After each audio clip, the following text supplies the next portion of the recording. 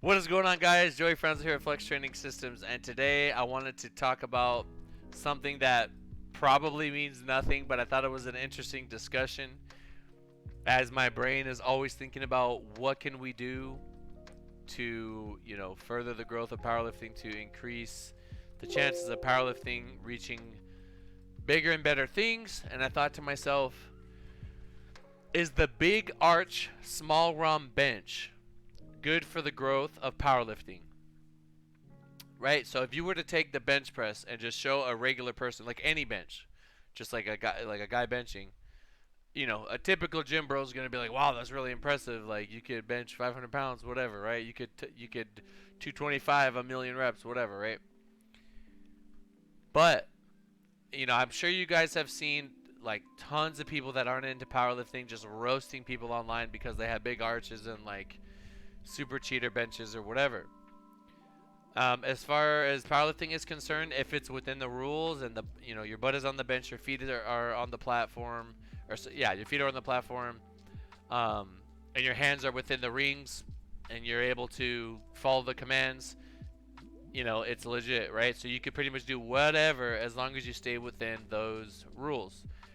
That is a powerlifting bench. That is what is required in order for a bench press to pass in the sport of powerlifting. Okay, and I do think that there are some super like hyper extremes that I don't necessarily know if they should be allowed, because I just feel like, one, in my opinion, when you ask me what is powerlifting about, I think it's who's the strongest, right? Obviously, like, there is a skill component. It is like the most like rudimentary skill. It is like you're doing a very basic movement, but you're trying to do it perfect, right? The fundamental, foundation lift of every other sport is like what we're just doing it like to an extreme, right? Our sport is, the foundation for other strength sports, right?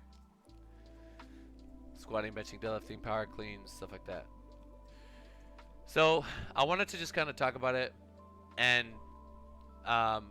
which we already kind of started doing, is if it's within the rules, it should be allowed.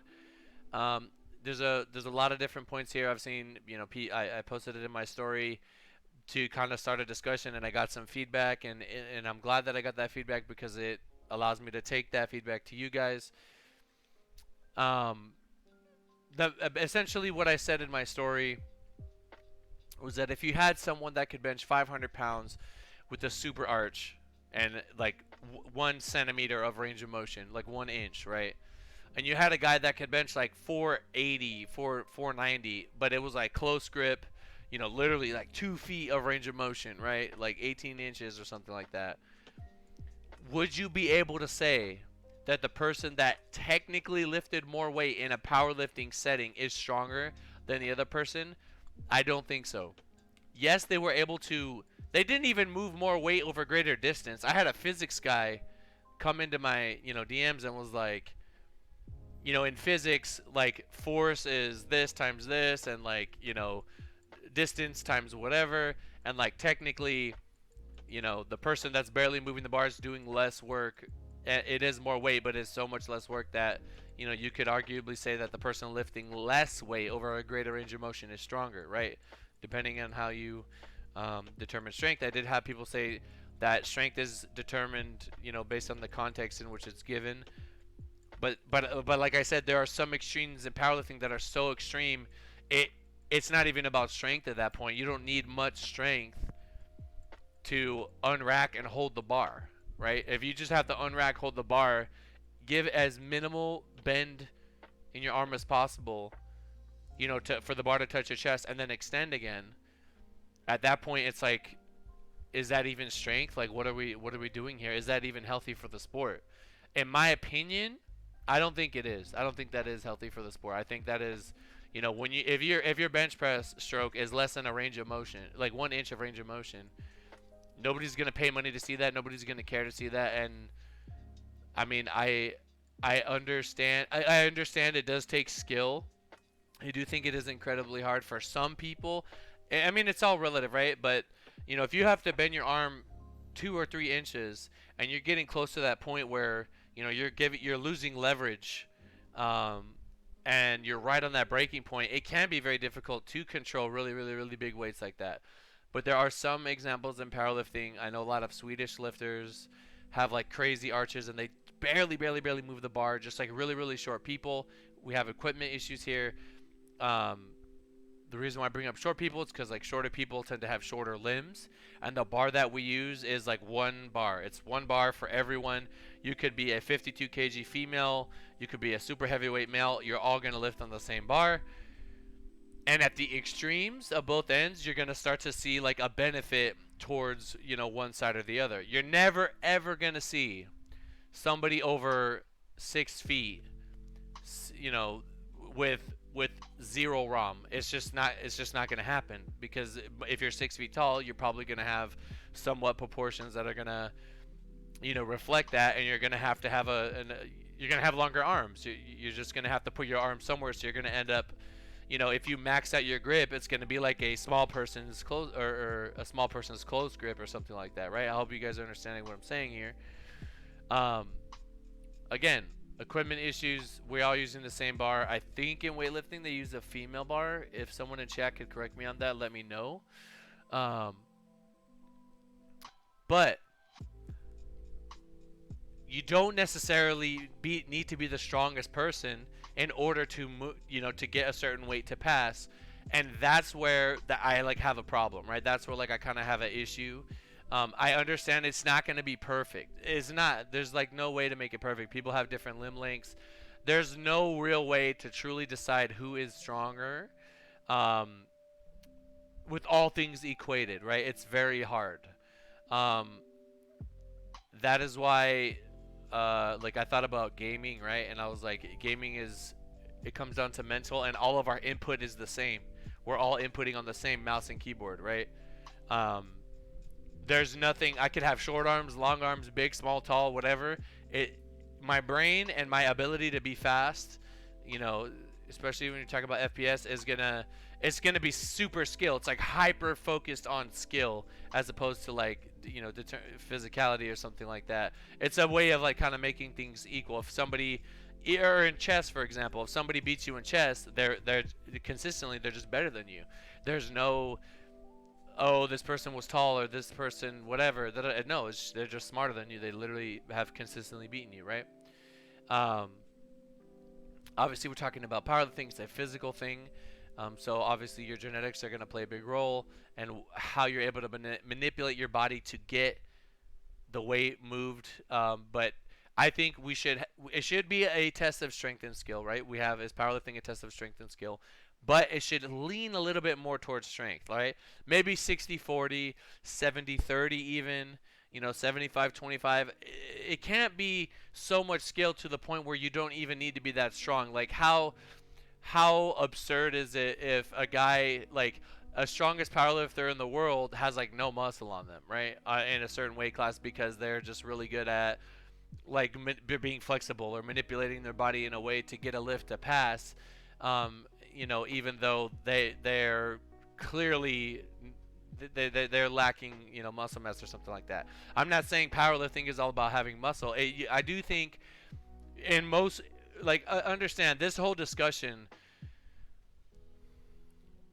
it is relevant, but it only applies to a very small percentage of people. It is just something that I think a lot of people kind of see and try to mimic or focus on. That's why I'm talking about it. And a lot of it, like, this whole video, like, it's not like they're gonna change the rules because of my video. Um, but I just think that like there are people that can move a substantial amount of weight, more so than their competition, and they're not stronger than, like, if you were to have them like do dumbbell press, for example, they could not even get remotely close to what their opposition could, right? That dumbbell press is a little bit more, obviously, like, I would say that if you took two guys in the gym and you were to say who can bench more, it would, like, well, who would determine who's stronger, like bench or dumbbells? I would say probably like maybe dumbbells, right? Not necessarily the bench press, because you could do things on the bench press to manipulate yourself in a way to lift more weight, which you can't necessarily do that with dumbbells, right? I don't know. I'm just giving you guys a better example of the bench. Um, Dumbbells are obviously more dangerous. They move around more. So what are some possible solutions, and will fixing this make powerlifting more viewable? Yes, I think it will. Possible solutions. Well, one, somebody said, you know, what about sumo? What about all this other stuff? Let's go one thing at a time. On bench, I think what we could do is you could make, the first thing that came to mind was you could have a minimum of 3 to 4 inches range of motion on the bench, up to the discretion of the head judge, right? So if the head judge gives you a start command, that means that they were okay with, whatever distance what there was from the chest and the bar. And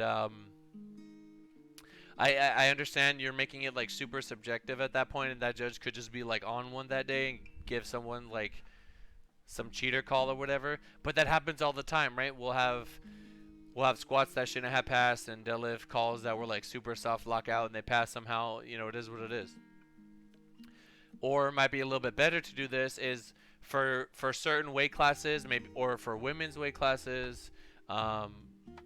Actually, for women's weight classes, it would still have to be the smaller weight classes, and men's as well. You could say like any human being over like I don't know, a certain weight class, there'll be another set of rings that are much closer, and they have to have their index finger. It's the same thing like normal, but it's just they have a different ring they're basing their grip off of. So you could still have people just kind of go by that landmark. They'll go by that landmark, and it would increase the range of motion by a function of them having to bring their grip in closer, right? Or you could just make it like everybody has to put their pinkies on the ring. Doesn't matter. Like, doesn't matter. It's got to be pinkies. That's it. Like, pinkies just on the ring. And then like maybe some exceptions, or I don't know. You could do something like that. You could put different markings on bars for different weight classes. Maybe you have like, I don't know, a piece of tape. Like you have like red, yellow, and blue, and they're each like an inch apart or an inch and a half apart. And then based on your weight class, you got to put your hands, on the bar based on that. Because like I said, we all use the same bar. It's the same size, right? It's the same size for everyone. I would imagine a really big person is going to have an easier time controlling the bar that we use versus somebody that's like super small with significant range of motion and no arch. Is going to be harder for them because the bar, just how physics work and things like that. I don't know. I'm not a physics person, but I do know that in other sports they do have different things. Like in basketball, women have a smaller ball. They have a tinier ball. That makes it easier to get through the hoop, and it's like their hands are smaller, so they can palm it easier. They can control it easier. There just has to be something. Like you can't have less than an inch of range of motion and consider that strength. In my opinion, it's just like, yeah, there is a level of strength, but it's just like I don't know. It just seems wrong to me. It just seems off. I'm gonna tell you this though, do it. Like if you can do it, do it. It's just weird. It's just like, I don't know, when I think of powerlifting, I think if you had 10 people in a flight, if you're at the LA Fit Expo and you had 10 people in a flight and they all had like less than an inch of range of motion on bench, that crowd is gonna be like, hey Tim, get a load of these guys over here. Look at this. They call this strength, right? They call this powerlifting. You know what I mean? They're gonna roast you to another dimension. Dr. Otaku, thank you for the follow, sir. You know what I mean? And I'm coming at this from the perspective of what can we do to make the sport more viewable. I am not hating on anyone. I literally don't care what you do.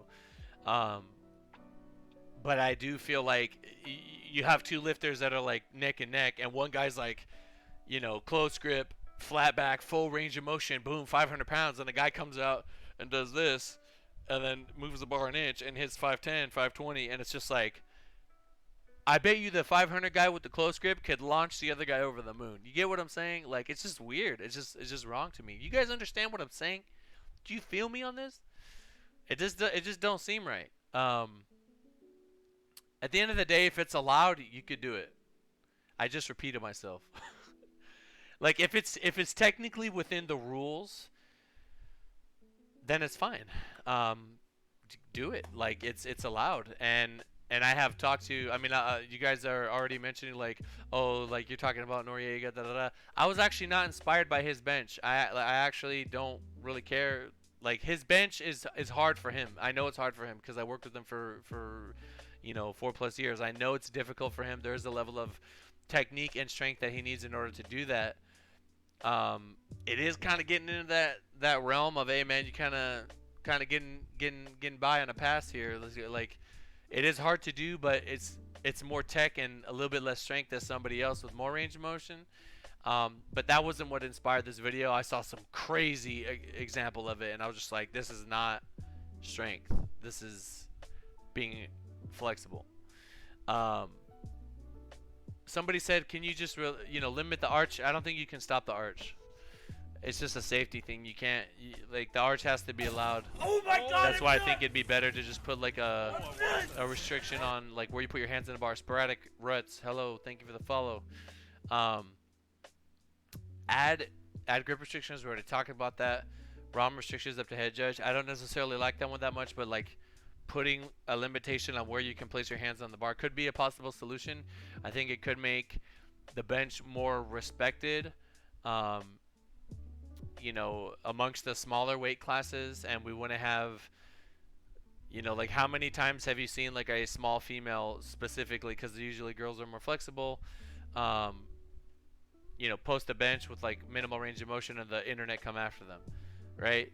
That is the ignorance of the internet, because they don't understand powerlifting. If it's legal, you can do it, but I just think for the growth of powerlifting, those people that have an advantage within that weight class are still going to have an advantage if they're forced to bring their grip in 1 inch, 2 inch, 3 inches, whatever.